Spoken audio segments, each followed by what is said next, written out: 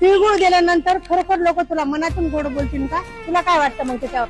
मला असं वाटतं गोड बोलणे हा सण नव्हे तर स्वभावाचा एक भाग आहे. हो का?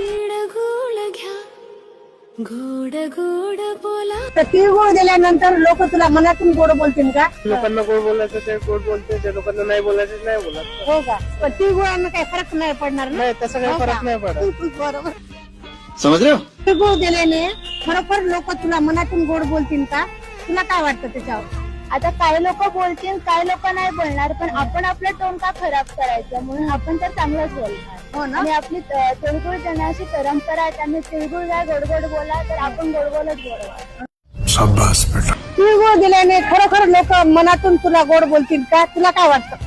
मला तरी असं वाटतं की तिळगुळ खाऊन लोकांचा स्वभाव तर नाही बदलू शकत, किंवा लोकांनी त्याच्या भावना, त्या परंपरेमागच्या भावना समजून घेतलेल्या पाहिजे, तरच काहीतरी अर्थ आहे या गोष्टी.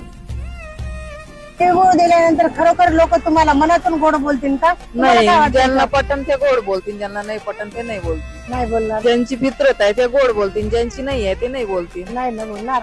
बात तो सही है. फक्त सण आला म्हणून गोड बोलू नका.